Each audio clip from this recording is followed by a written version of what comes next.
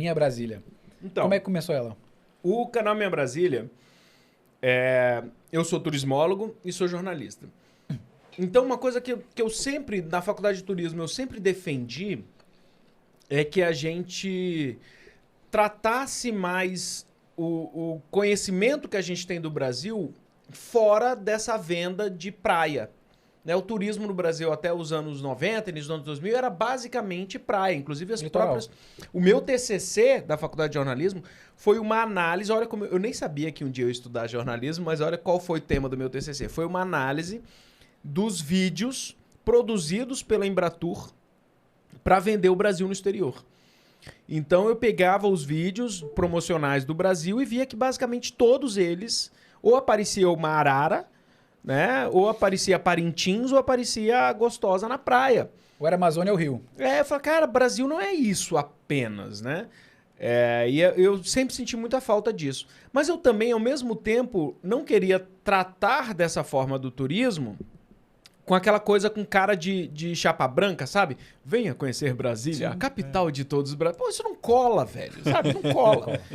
E eu sempre quis fazer isso e nunca vi uma ideia. Em 2010, eu já, como jornalista, trabalhava no Congresso Nacional cobrindo política, um assunto que eu adoro. E eu sempre acompanhei, sempre assisti campanha política na TV.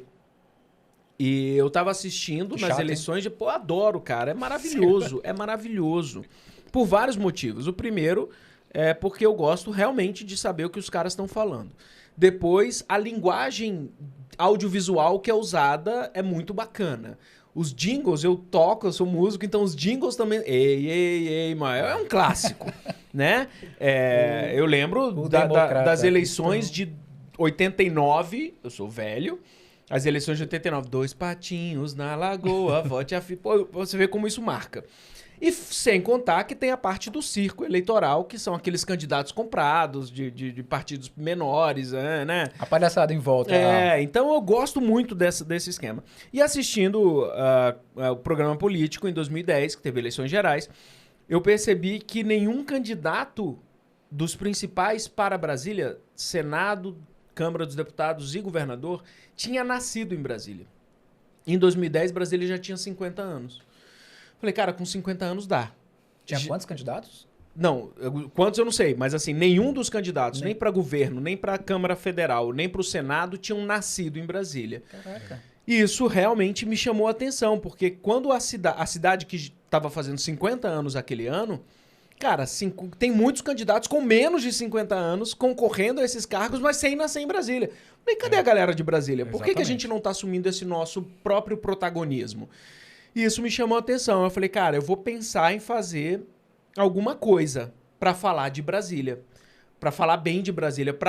É isso que eu ia falar. Falar de Brasília nem sempre é... Todo dia Brasília é falada no noticiário, né? Mas a questão é assim, falar bem de Brasília pra gente passar a ter orgulho. Sabe, tipo os mineiros, os cearenses, os gaúchos, que tem muito orgulho do seu lugar e que ninguém toca. É um regionalismo ninguém toca, histórico. Cara. Ninguém entra ali. É deles. Falei, cara, isso, claro, tem alguma coisa negativa, mas isso é muito positivo para uma construção cultural local. Uma construção de um orgulho local. É bonito ter orgulho de onde você veio. Mas, claro, tá certo isso. Se você for... Acho que o grande exemplo no Brasil disso é o Rio Grande do Sul. Rio Grande do Sul, se você for ver lá, a TV Globo do Rio Grande do Sul, acho que dos programas de rede só passa Jornal Nacional, novela. Nem Fátima Bernardes eu acho que passa lá, porque eles têm programas próprios. Eles estão a fim de ver as coisas deles, sacou? O Rio Grande do Sul era o único estado no Brasil que tinha uma MTV Sul. A MTV era a MTV Brasil e no Rio Grande do Sul tinha a MTV Sul. É que passava clipe de Bandeirão. Eu falei zoando. Bombacha e tal. Era o esquema deles. Eu tô aqui fazendo barulho porque eu tô comendo. E eu pensei nisso. E mais uma vez eu não queria fazer essa coisa de Brasília, a capital de todos os brasileiros, que realmente é muito chato. E deixei isso fermentando na cabeça. Isso em 2010. 2010.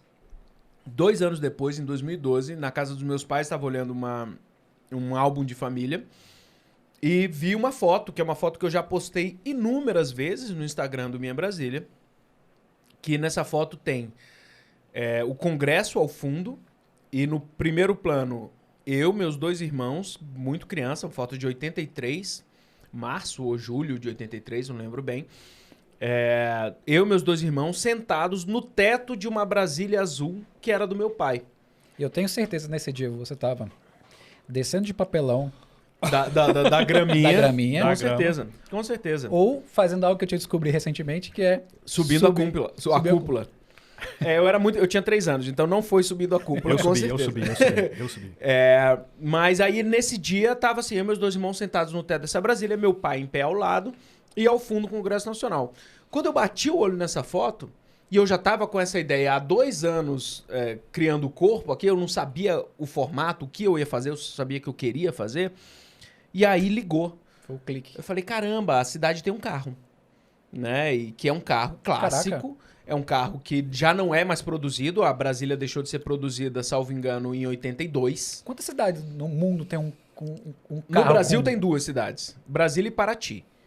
Não, Paraty não vale. Paraty. Paraty é a cidade de Paraty, no a Rio. cidade de Paraty. Tem 3 ruas, então acho que não caberia um programa. Mas será que foi feita pra cidade? O carro foi batizado para a cidade de Paraty. Assim como Brasília, que é uma coisa interessante também.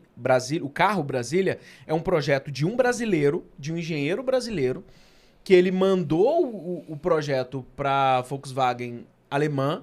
Eles aprovaram o projeto, que a ideia era usar o mesmo chassi do Fusca. Plataforma Fusca, motor de Fusca. Fazendo um carro... Olha que louco. A Brasília, ela é menor que o Fusca e mais espaçosa.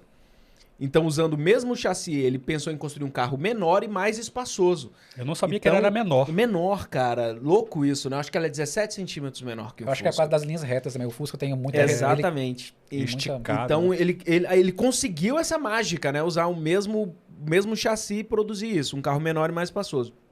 A Volks alemã aprovou e eles começaram a produzir. E o nome foi em homenagem à cidade de Brasília, obviamente.